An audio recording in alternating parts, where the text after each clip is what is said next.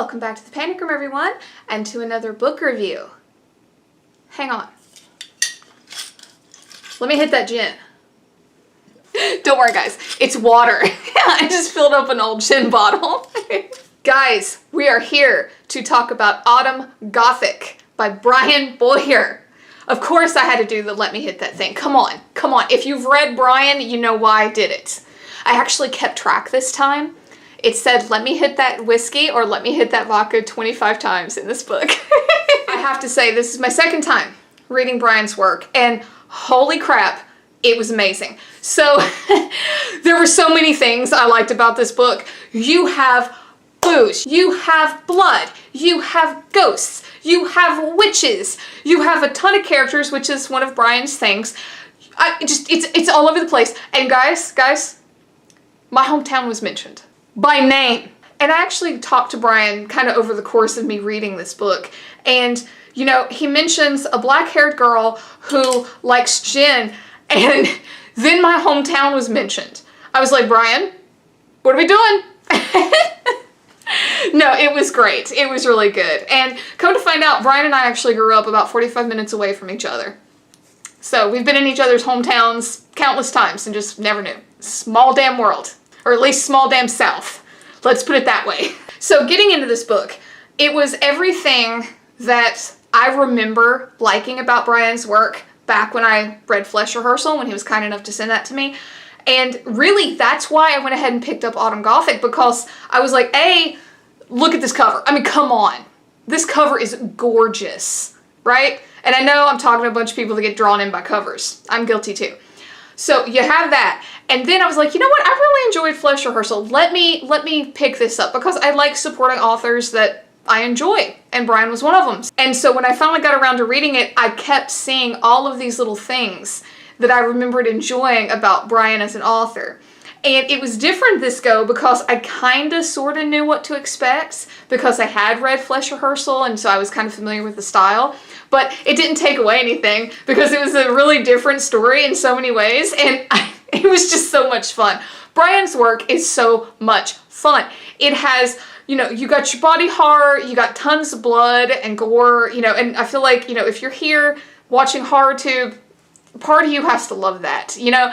And as somebody who doesn't really dig on gore for gore's sake, I honestly think Brian does a really good job of putting in a lot of like blood, guts, and gore and murder and all this, but still kind of putting it into the story. You know, it's not just like blood for no good reason. You know, there's a reason for it. And I know that sounds absolutely crazy to someone who does not read horror, but if you do, you know what I'm talking about. You know, it's not gratuitous blood. It's needed blood. So guys, I'm not going to give anything away, obviously. It's going to be spoiler-free. But, you know, I really do want to touch on some of the things that Brian does so well with this story. Number one was, of course, the blood and the murder and the gore. I really think it was just the right amount for this story. I really do. But something that kind of surprised me was the ghosts. You know, like, I don't read a ton on ghosts or paranormal stuff much anymore. It's usually just in whatever else I'm reading. And so I really enjoyed that. I really did. And again, it's kind of the same thing with the blood and the gore. It was just the right amount to me. You know, it wasn't like overly full of ghosts or overly, you know, paranormal. It was just kind of like, this is here. This is the way things are. And I liked that. It seems like, you know, and having only read two, you know, keep that in mind.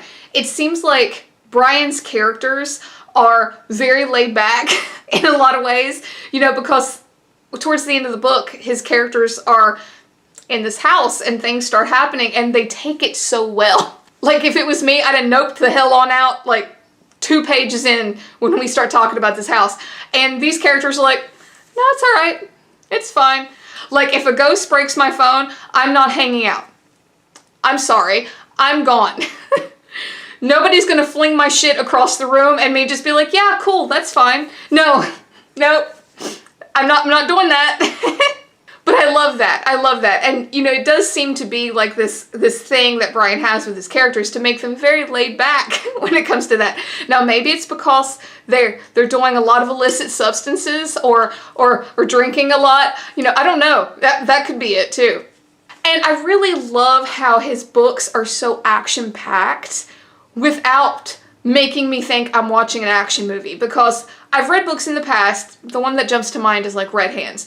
And it's not that they're bad books. It's just I'm reading it and I'm waiting for, like, I don't know, Sylvester Stallone to come running into the book or something, you know, something like that. With Brian's work, I don't get that. It's still incredibly action-packed and keeps you reading, but it's not that like rock'em sock'em action movie kind of packed. It's just like, you know, you've got so many stories happening and so many things happening with each one of these characters that you're like, okay, I gotta keep going, I gotta keep going. And then you start to see all of them come together, and it gets even better because you're like, okay, all right, now I see how these storylines are coming together, you know. And if you're a reader, you know that is a beautiful moment in a book, is when you start to see these storylines from these various characters come together. And with Brian, he always has so many characters in his books that when it starts to happen, when that beautiful moment happens and everybody starts to become cohesive, it's like, wow, what the hell is gonna happen? Because, no joke, like the finale of this book, we were getting close to the end. I don't know, I was like 50 pages from the end, and I was like, how is this gonna wrap up? There are so many people. What the hell's gonna happen? And I love how it was Brian's style, you know, blood, booze, you know, gore, and yet you still had this whole like paranormal story happening. You know, like, you still got some messed up families, you still got some messed up characters, you know, things like that. But then it was almost like a ghost story. It was like if you took Brian's work and, I don't know, The Haunting of Hill House or something like that, and had a baby, that was Autumn Gothic. And I loved it. And of course it's set in West Virginia, so yes, your girl is going to be biased. There was actually this scene where I believe it's Sierra talking, where she's being asked what she thinks of West Virginia when they get into the state, and she's like, wow, the mountains are beautiful, talking about how the leaves look like they were on fire, and oh, that took me back. That took me back, because I have said it before, I'll say it again, West Virginia has a lot of problems. A lot of problems. Actually, some of them Brian talks about in the book. About certain substances. But the one thing that to me, no other place in the country can hold a candle to it is in its beauty.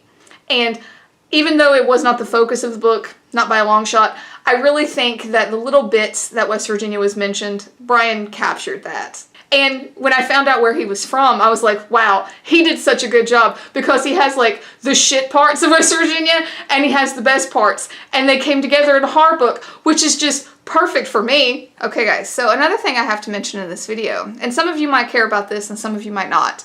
About 3 months ago, Bookbound Weirdo came out with a book bingo card.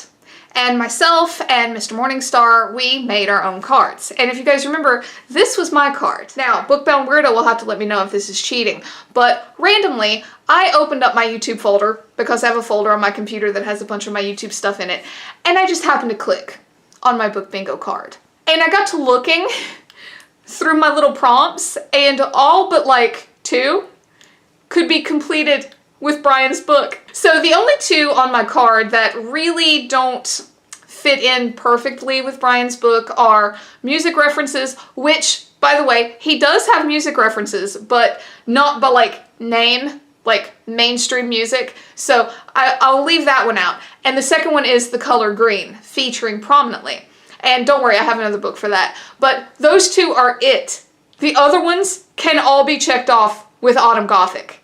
So we're going to run through those real quick. So my first prompt on my bingo card is my home state is mentioned. Well, hell, my hometown was mentioned. So, check. The second one was an evil female lead. Yes, Delilah.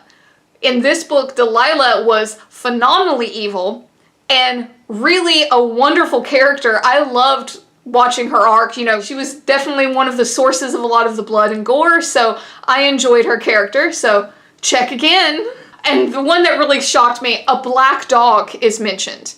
Now, if you guys know me, you know why that prompt was even on my card, because of my dog Xander. There was a black pit bull that like was mentioned numerous times in Autumn Gothic. So I was like, okay, check again. And then occult sacrifice. Yes, in a lot of different ways. You had, you know, people like getting threatened with their arms getting chopped off, you know, eyeballs getting plucked out, all of that, you know, in the name of, you know, like different gods and or goddesses and all this jazz. Again, not going to give you any spoilers, but yes. So we have a cult sacrifice. Another one of my prompts was a house that I would totally live in. Yes, there was a phenomenal sounding mansion in Autumn Gothic, which was kind of the center of a lot of the action. And to beat it all, it's in West Virginia. I mean, come on, I feel like you can't get any more perfect for that prompt. Another one of my prompts, someone locked in a basement. Yep, I actually want to say more than once in this book, but I know one for sure. And the last prompt that this book fulfills is a beautiful wooded setting. Well, just so happens, since a lot of it takes place in West Virginia, there was a shitload of woods. I feel like there's just no more way that I can tell you how perfect this book was. I made my book bingo card 3 months ago, and here a book checks off all but 2. That just speaks for itself to me. So guys, to wrap this video up, if you have not read any of Brian's work, I highly recommend, especially if you were into like some Southern-esque, bloody, kind of gory, action-packed type horror. Just pick a book. But I do recommend Autumn Gothic. So far, I have to say, out of the 2 that I've read, I think Autumn Gothic takes first place. I really, really, really enjoyed so many aspects of this book. Never mind the fact that my hometown was mentioned, or that it takes place in West Virginia, or that there was a girl with black hair that drinks gin. All of that aside, I really enjoyed this book. So guys, I will leave some contact information about Brian down below. Guys, I really think that so many different types of horror lovers are going to enjoy Brian's work, so I highly encourage you to check him out. But thank you for hanging out for another review here in the Panic Room. Please like and subscribe, it would really help me out. And until next time, bye for now.